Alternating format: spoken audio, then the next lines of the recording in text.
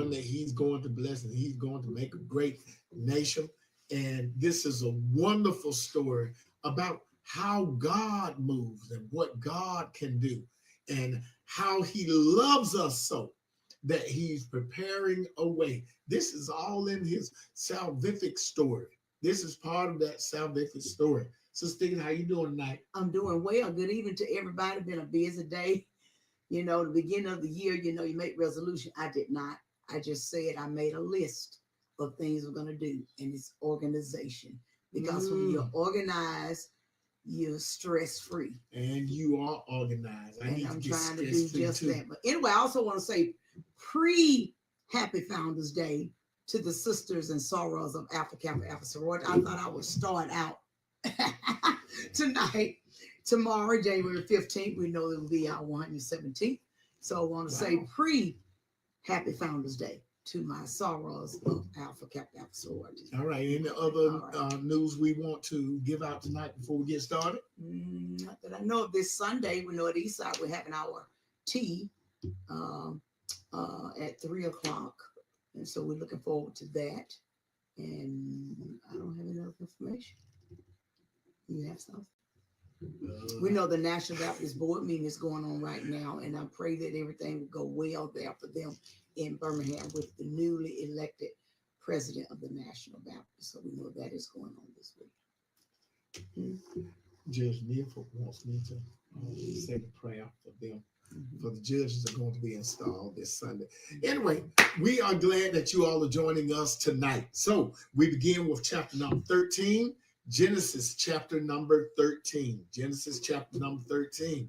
Now, remember that God has blessed Abraham, and Abraham took with him his wife and his nephew, Lot, and he traveled to a place where God showed him.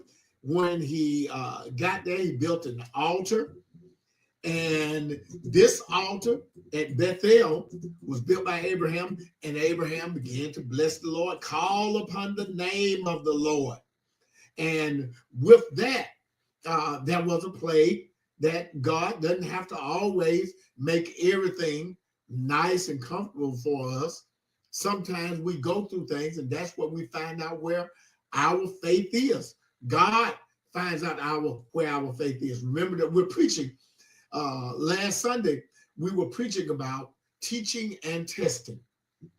After the teaching, then comes the testing. And so I see here that God is teaching Abraham. He started out with Abraham. First, he said, I will bless you. I will be faithful. I will be the God that takes you through. And then here comes the test. There is a famine in the land. Abraham goes down to Egypt and tells a lie about his wife. Says that it's his sister. And when he does so, there are plagues that come upon Pharaoh, because Pharaoh has now taken Sarai, Abram's wife, but it's actually Abram's wife, whom he said was his sister. Mm-hmm. And that's when his troubles start. And he puts Abram out of his land, but he also gives him gifts as he leaves. As he takes it, he said, take your wife, get out of my country. And when he left with sheep and donkeys and oxen.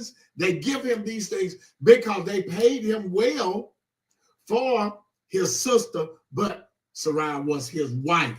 Now, we come up to the point where God again confronts Abram, but a lot is going on. So we're going to begin reading at chapter number 13. Chapter number 13 and 1.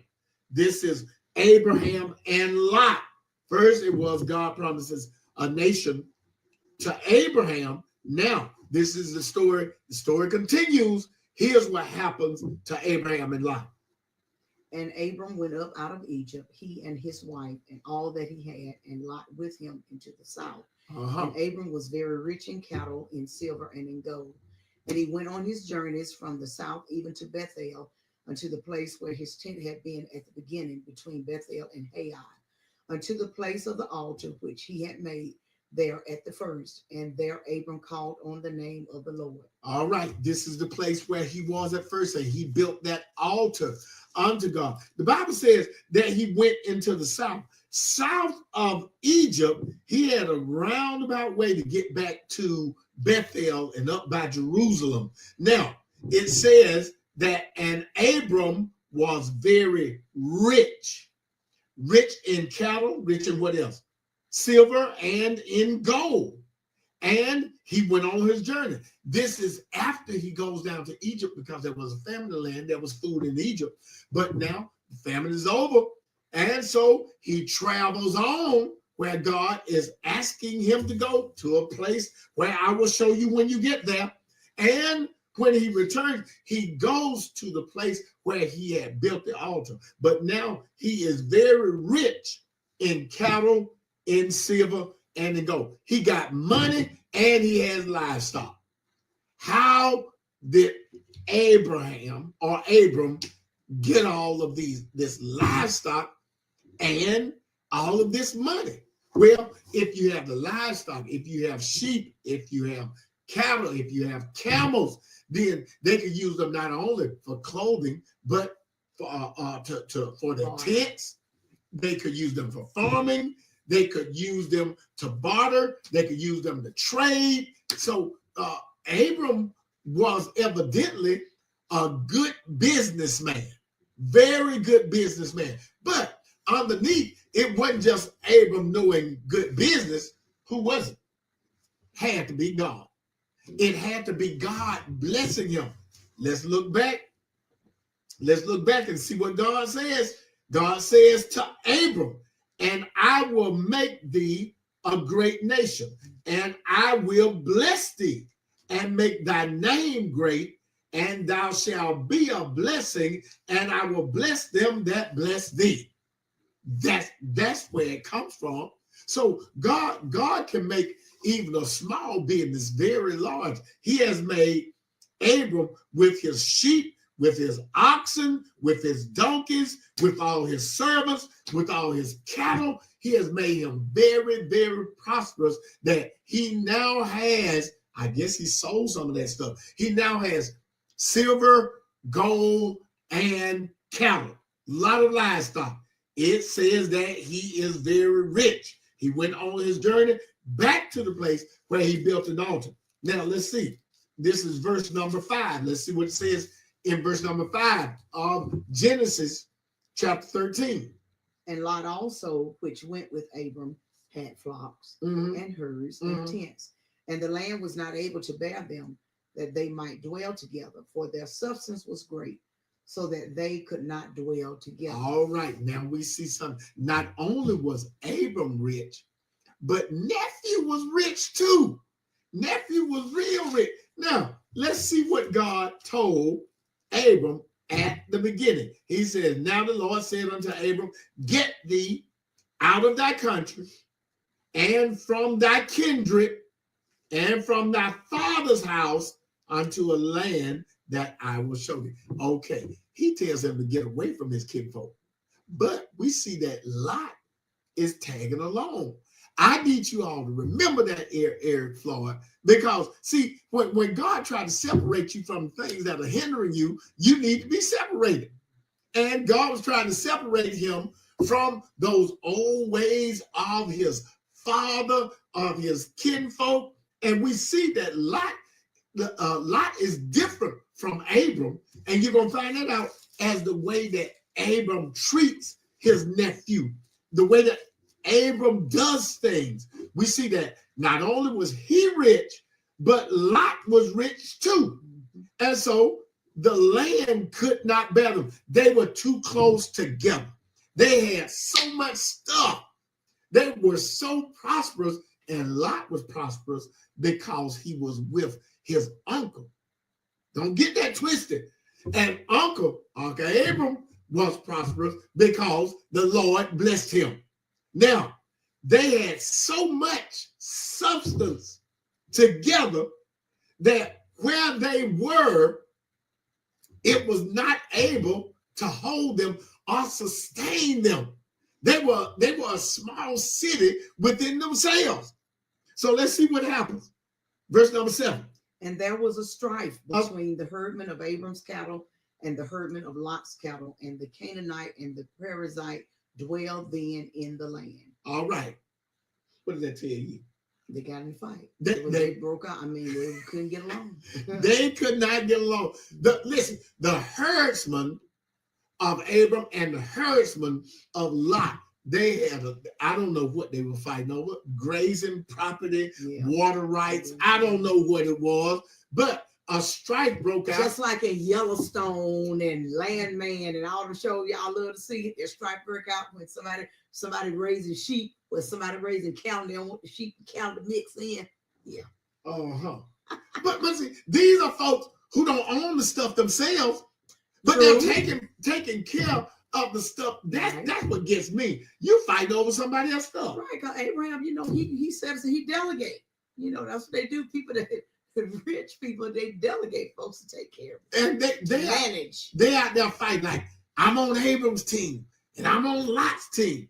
Watch how Abraham, I'm just going to keep calling him Abraham because God's going to change his name. Watch how Abraham handles the strife that has broke out between the two teams, Lot and Abram's team. Watch how he handles it. Go ahead and read. And Abram said unto Lot, let there be no strife. We ain't got to fight, man. Between me and thee, and between my herdmen and thy herdmen, for we be brethren. See, many times when folk get into it with one another, it starts down low, but it can go up high. Let's say two cousins fight. After a while, it's gonna get around to the brother and the sister. Y'all hear what I'm saying? Sometimes when two children get into it, it can get into both families where both families are now mad. Both families are at each other. This is wrong on so many levels. And so what we see is the herdsman got into it, and Abraham says to Lot, wait a minute, let there be no strife between us. I thought the herdsman was the one. It can get out of hand. People can be mad at each other for years. Family members can be mad at each other for years and years and may not even know what they're fighting about. Just know, look, we ain't going over there. We're not going to the family reunion. We're not going to participate. No, they invited us over to Christmas dinner. We ain't going. All of these things just are counter to how God wants us to act, how God wants us to fellowship one with another. And so I'm looking at it. These folks fighting over stuff that's not theirs. And listen, the writer mentions the Canaanites and the Perizzites are dwelling in the land. While y'all fighting, the enemy is watching y'all fight. So Abram was smart on several levels. Abraham was saying, listen, we're already brothers. We don't need to be fighting. And then our herdsmen don't need to be fighting. You talk to your guys, I'll talk to my guys. And then it also mentions, and Abraham probably told Lot, the enemy is watching us all the time. If we turn on one another, they're going to see that as a good opportunity to strike us. So it's good that Abram intervenes, but watch what else he does. What does he say? Is not the whole land before thee? Separate thyself, I pray thee, from thee. If thou wilt take the left hand, then I'll go to the right. Or if thou depart to the right hand, then I will go to the left. And Lot lifted up his eyes and beheld all the plain of Jordan, that it was well watered everywhere. Before the Lord destroyed Sodom and Gomorrah, even as the garden of the Lord, like the land of Egypt, as thou comest unto Zoar. Then Lot chose him all the plain of Jordan, and Lot journeyed east, and they separated themselves the one from the other. Abram dwelled in the land of Canaan. And Lot dwelled in the cities of the plain, and pitched his tent toward Sodom. But the men of Sodom were wicked and sinners before the Lord exceedingly. All right. Listen to Lot. Here's Abram again. Abraham says to Lot, listen, you pick, you choose first. Let's look. You choose first. If you go to the left, I'm going to the right. If you go to the right, I'm going to the left. We don't have to be here crowded in together amongst one another. There's enough land to take care of us. We don't have to be this close where our folks start fighting over stuff. Now, when he tells him something that most people in bargaining and in negotiating would never do, you choose first.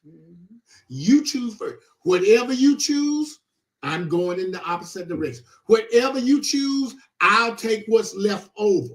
Lot then looks at, let me choose. You gonna let me choose first? Let me look and see. Oh, the best land is over here. And he chooses Sodom and Gomorrah. Is plain. It's just like Egypt. You know, Egypt had food when the land was in a famine. Most of the area, most of the country around Egypt was in a famine. Egypt still had food because of their land. Lot chose the good land. What does that tell us about Abram? That tells us that Abram knew God well enough that God could bless him in the north, the south, the east, or the west. Wherever he was going, he had enough knowledge about God. It says that he was rich in cattle. He was rich in silver and in gold. He knew that wherever he went, God was going to bless him. Don't forsake Little LaGrange, West Point, Lynette, Valley, Lafayette.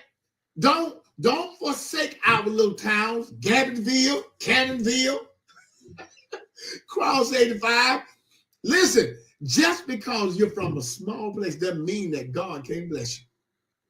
It's God that does the blessing anyway. Here's what I'm saying. Wherever you go, make sure that you have the Lord with you. Make sure that God is on your side. Make sure that you're on God's side. Make sure you got a relationship with God. And God will bless you in whatever situation you fall in. Look at Joseph. Joseph was blessed in jail. Joseph was blessed, put in a pit, but he went from the pit to the palace. And this is Abraham's great-grandson or grandson. And so here's all I'm saying. Here's all I'm saying. That Abram is knowledgeable enough about God to let Lot choose first. You choose first, Lot. Wherever you go, I'm going in the opposite direction. I know God is going to bless me, and God does just that. Okay, keep reading. And the Lord said unto Abram, after that Lot was separated from him. I read that one more time. And the Lord said unto Abram, after that Lot was separated from him. Wait a minute. After that Lot. After Lot got separated from Abram. You got to read this, because now God is going to say, I want you to do this, because this is how I'm going to bless you. God blesses him after he is obedient enough to do what God told him to do in the first place. What did God tell him in the first place? He said, get thee out of thy country and from thy kindred. Lot was kinfolk. From thy father's house. He took part of his father's house. He took his uncle's son, his brother's son, Lot. But when he is separated from him, and the Lord said unto Abram, after Lot was separated from Abram. Now what does he tell him? Lift up what? Lift up now thine eyes. Just open your eyes. And look from the place where thou art northward and southward and eastward and westward. It look like to me that's all around. That's the four corners right there. That's everywhere. You north, south, east, and west. Look and do what? For all the land which thou seest, to thee will I give it, and to thy seed forever. and I will make thy seed as the dust of the earth, so that if a man can number the dust of the earth, You can't do it. then shall thy seed also be numbered. You can't count dust. How you gonna count some dust? Ain't no dust in here. So I can't count one. So okay, I can't count no dust. All right, y'all get the idea though. Just run your finger across something. If you can count dust, then the seed of Abraham will be numbered. But you can't count dust. All right. What else does he say? Arise, walk through the land in the length of it and in the breadth of it, Woo. for I would give it unto thee. Then Abram removed his tent and came and dwelt in the plain of Mamre, which is in Hebron, and built there an altar unto the Lord. That's the end of 13. Built another altar. That's that second altar that he's now built unto the Lord. He removed his tent. Now, he was in Canaan. He was in Canaan. What did God promise the children of Israel when they were removed, when they had the exodus from Egypt? They went to the land of Canaan. That's the same land that God has promised Abram. Now they went down to Egypt and became slaves down there, but God got them back to his original promise to Abraham. Your blessing shall be like the dust of the earth. And I like the fact that he has told him after Lot has separated himself, after Abram and Lot are finally separated. He's separated from those old ways, those family ways. He has separated himself from them, and God gives him everything northward, southward, eastward, and even westward. All of it shall be yours. He gives it to him. Now, it's amazing what God can do and how God is blessing Abram. But that's not all. It doesn't stop there. The next part in chapter 14, you're going to see how Abram then rescues Lot. Still trying to hold on to Lot. Stay away from him. Yeah, leave Lot alone. But that's kinfolk, and we watch and see how he rescues him. Okay, it's gonna get kind of weird now. But what we have is kings coming together. In chapter number 14 of Genesis, this is what you need to know. You need to know in 12, God blesses Abram. You need to know that in 13, God tells the story is told about Abram and Lot, and how finally Abram and Lot separate, and God blesses Abraham again. Now you're gonna see how God is really blessed. He's blessed with houses and tents and cattle and monetary stuff, silver, gold. He has blessed with all of that. He has blessed them to separate so they can expand and grow even more. Now, watch how significantly God blesses Abraham. Read 14. The battles of the kings. All right. All and right. It came to pass in the days of Amraphel, king of Shinar, Arioch, king of Elasah, Chedorlaomer, king of Elam, and Tidal, king of nations, that these made war with Bera, king of Sodom, and with Bersha, king of Gomorrah, Shinab, king of Admah, and Shemaber, king of Zeboim, and the king of Bela, which is Zoar. All these were joined together in the vale of Siddim, which is the Salt Sea. 12 years they served Chedorlaomer, and in the 13th year they rebelled. And in the 14th year came Chedorlaomer and the kings that were with him, and smote the Rephaims in Ashtaroth, Karnaim, and the Zuzims in Ham, and the Emans in Shava Kiarathaim, and the Horites in their Mount Seir unto El Param, which is by the wilderness. Okay. And they returned and came to Emeshpat, which is Kadesh, and smote all the country of the Amalekites, and also the Amorites, and dwelt in Hazazon Tamar. All right. And there went out of king of Sodom and the king of Gomorrah. Stop right there. All right. And the king of who? And the king of Admah, and the king of Zeboim, and the king of Bela, the same as Zoar, and they joined battle with them in the Vale of Siddim. Okay. It's just like Lord of the Rings. Y'all ever seen Lord of the Rings? The four arms. That's what that make me ride. With Chedorlaomer, the king of, is that Elam? And okay. with Tidal, king of nations, and Raphael, king of Shinar, and Arioch, king of Elasar. 4 kings with 5. With 5. Okay. 4 kings get 5 kings. And so, and they're fighting. These are kings and their tribes, their people. They are fighting against one another. They are fighting. One wants to take over the other. In this land, right around where our boy Abraham is. Keep going. And the Vale of Siddim was full of slime pits. Okay. And the kings of Sodom and Gomorrah fled and fell there. And they that remained fled to the mountain.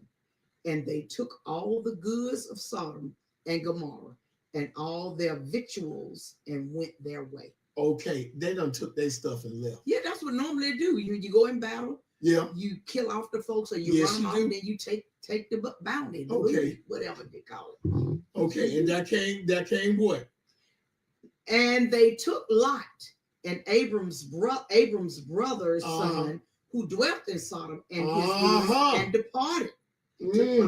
And there came one that had escaped, and told Abram the Hebrew, for he dwelt in the plain of Mamre, the Amorite, brother of Eshcol, and the brother of Aner, and these were confederate with Abram. Okay, they weren't necessarily on Abram's side, but they at least came back and told him what had happened. Now, Sodom and Gomorrah, that's where Lot is. He's over in that area. But the kings of Sodom and Gomorrah fled with that, it says, with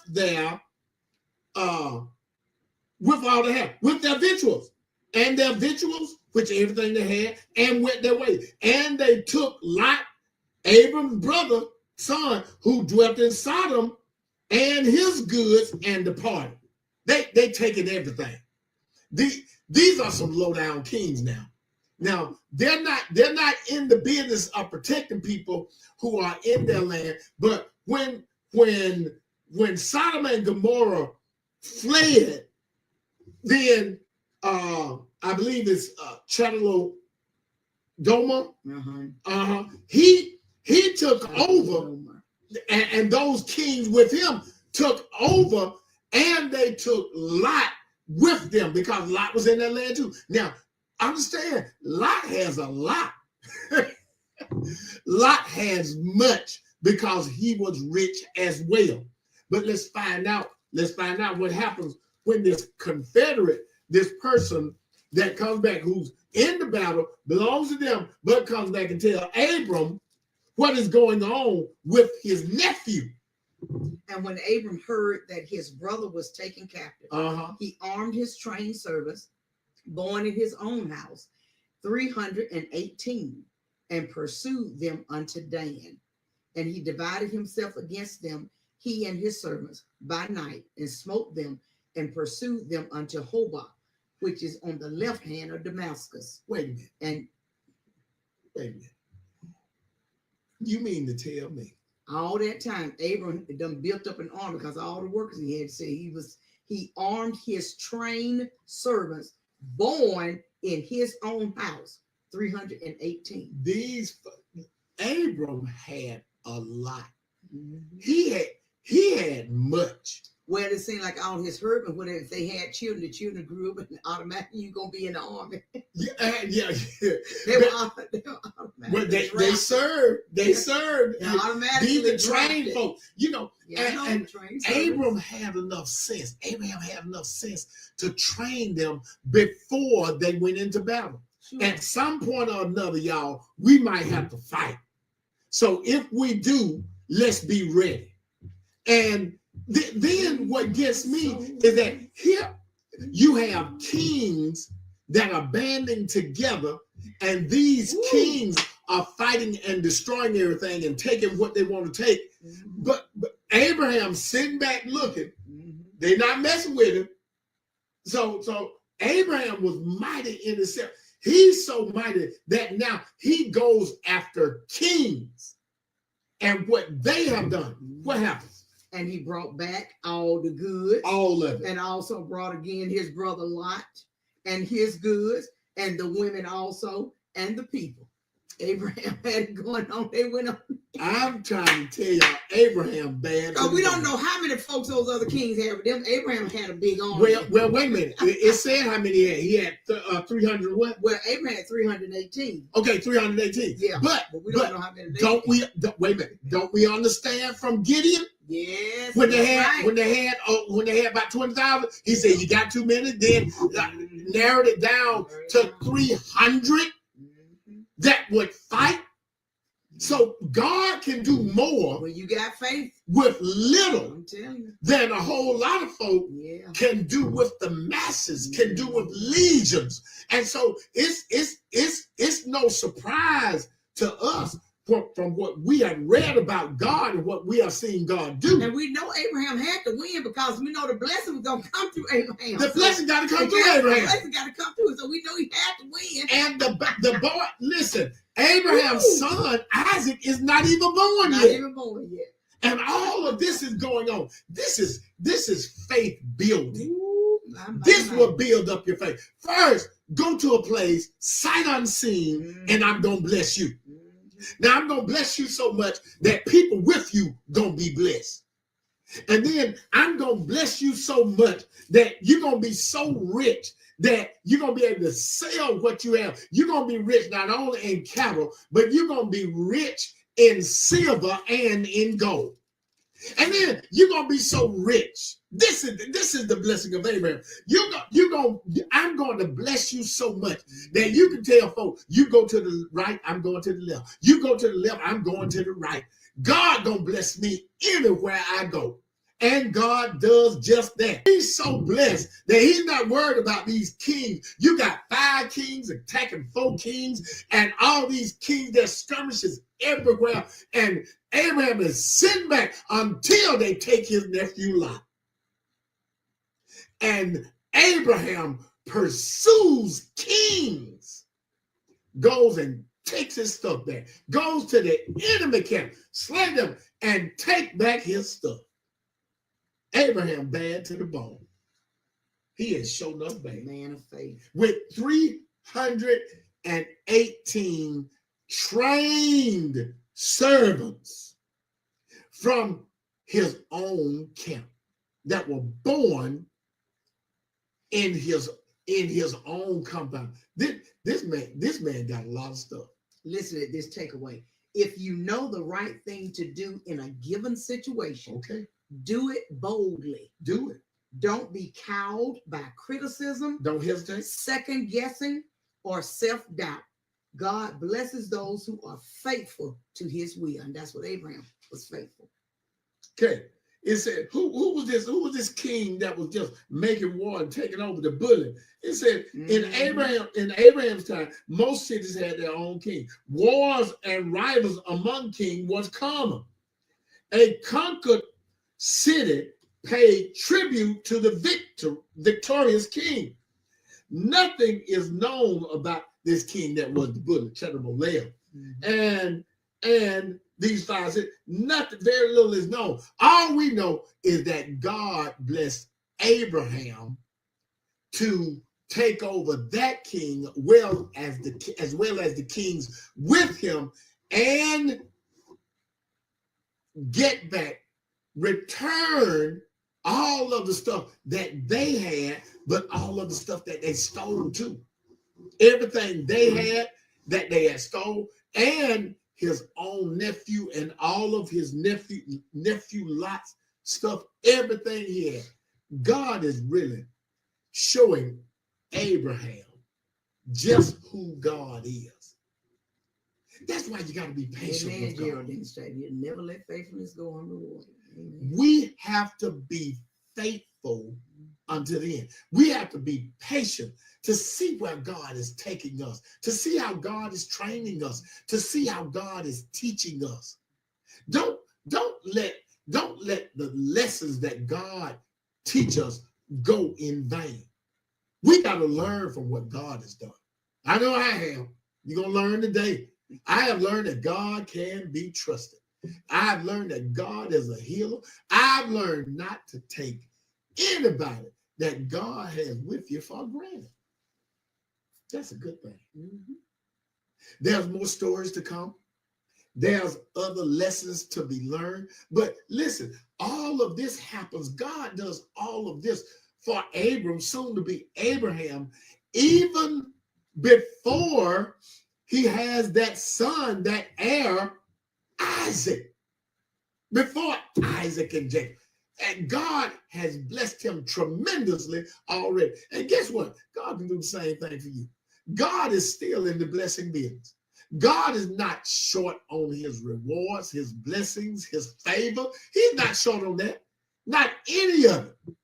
And we may be facing some terrible economic times. Matter of fact, the way they were talking, the way that the election went, that's what it was all about anyway. People was talking about they couldn't buy bread and eggs. We had bread and eggs. Throughout the campaigning, they were saying that things are so bad and things are so high. We still had bread and eggs. I believe y'all did too. People still going on vacation, still going out to restaurants. People were going on vacation. People going to football games. I'm talking about big football games. People doing whatever they want to do. I saw it all. Y'all see all them fans that saying on the 20th, there's gonna be the national championship in Atlanta. It's gonna be a stadium. Where the fan? Where the family? Look, Eric Florence said, I did. God blessed us so that we just kept right on moving. Kept right on moving. And that's the favor of God. And so let's look forward to that. Don't believe the naysayers. When people say, oh, it's so bad, say, well, I'm blessed. I'm blessed. And don't get me wrong, we're not making it small, because some people are having hard times, whatever, but for whatever reason it is, whether it's for decisions you make and it ain't God's all fault. kind of thing. But yes, so I know that some people are, but so we have to take a look back and do some practical things, Even when we go through trials and troubles, mm-hmm. God is still teaching through that. Because these were real trials and troubles that Abram was going through, understanding that God had given him the promise, but he was still going through those trials and troubles and being victorious in the midst. That's what I like about God. He'll give you the VICTORY. I got victory in Jesus. Victory is mine. Go ahead. Just to finish up chapter 14. And the king of Sodom went out to meet him after his return from the slaughter. He's a good king. Chedorlaomer, and of the kings that were with him at the valley of Shavah, which is the king's dale. And Melchizedek, king of Salem, brought forth bread and wine. Okay. And he was the priest of the Most High God. Mm-hmm. And he blessed him. And blessed be Abram of the Most High God, possessor of heaven and earth. All right. And blessed be the Most High God, which hath delivered thine enemies into thy hand. And he gave him tithes of all. Abraham gave Melchizedek tithes of all that he had. Bless him. Okay. All right. There's something to that. Keep going. And the king of Sodom said unto Abram, give me the persons and take the goods to thyself. And Abram said to the king of Sodom, I have lifted up mine hand unto the Lord, the Most High God, the possessor of heaven and earth, that I will not take from a thread even to a shoe latchet, I ain't taking nothing and that from you. I will not take anything that is thine, lest thou shouldest say, I have made Abram rich. Oh I ain't Lord. gonna have you going around and say, see, I'm the one that made him rich. Yeah, that's what that. church folk do. Church folk do that. Say, okay, I'm gonna let it go. Save only that which the young men have eaten, and the portion of the men which went with me, Aner, Eshcol, and Mamre, let them take their. See, low down, that's the low down king of Sodom. He had After everything left, he had gotten a lot of stuff too, and probably greedily too. But Abraham had to save all of them. My Lord. He saved all of them. And so the king of Sodom wants to come and say, okay, I'm going to give you this. We're going to give you this. And Abraham rejected it, because then he would say, okay, you trying to give me something so that you can say, you bless me. You bless me. Instead of God. He said, it ain't going to be so, my friend. He said, no, we ain't taking nothing from you. I'm giving a tenth to Melchizedek, because he is the priest of the Most High God, but I ain't got nothing to do with you, because he's evil to the core. The king of Sodom and the king of Gomorrah, they were evil to the core. Who that sound like somebody had to sign their name on the check back to the stimulus? Lord. Gonna make it seem like he done gave you money out of his pocket. Y'all better wake up. You going deep tonight. I'm going deep. Get ready. So listen. You don't have to do evil to be blessed by God. You don't have to receive evil to be blessed by God. You ain't got to sell drugs to be blessed by God. Yeah.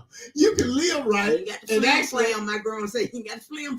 You can live right and be blessed, have the favor of God on your life. That's right. That's what I like, Donna Ferguson. Be faithful. That's right. Just be faithful. Know that God's gonna bless you regardless. No matter what Reverend I went through in these 41 years with kids ups and downs, we never stopped paying tithes. Never did. Never did. I don't care how hard it got. Kept on paying tithes. Kept paying tithes. Still doing. And I never forget, we sat down. This been, I don't know how many years ago. I said, what do you want to do? We want a gross blessing or a net blessing? We want a gross. I want a gross blessing. So, and we still give. When people ask, we give out of that too. Tithes and offerings. Yes. Offerings. That's right. Yes. And so here is Abram. Here is Abraham. Just knowing the ways of God, picking up the ways of God, doing what God has impressed upon him to do, building of the altars, praising God, then acknowledging the Most High Priest of God, doing all those things, just living right, being knowing that God is a battle axe in the time of the battle. Listen, giving God all the glory, all the honor. Won't let that fall unto men, making sure that God gets the praise. God gets all of the credit for the victory in the battles that he had won with them. You know what I love about this? What I love about this. Abraham could have easily said, okay, well, we don't want, we don't got back. Let's go and celebrate. You drink me. He went to worship. He worshiped. Oh, that's another thing. Come on. That's another thing. After the battle was over and war, whatever, he went to worship and thank God. And then that's what he did. And that's why he was blessed. Woo. And every time God speaks to him, he builds an altar. He builds an altar. And because he wants, what were the altars? We said this last week. Why would they build an altar?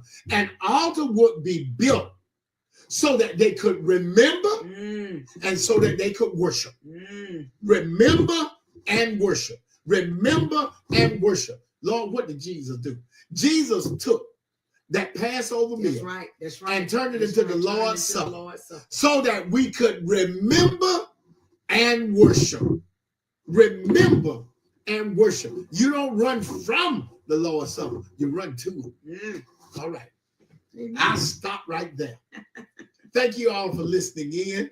We have had such a wonderful time. Listen, there is more to come in the life of Abram, soon to be Abraham. This is a wonderful story starting in chapter number 12. Abram, leave where you are. Leave your family. Go to a place where I'll show you. It's already getting exciting. This is exciting. Listen, and if God can do it for him, he can do it for you.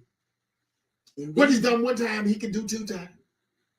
And that's what I love about God, that God can bless us just like he did Abraham. We're in line for the blessing of Abraham. Yes.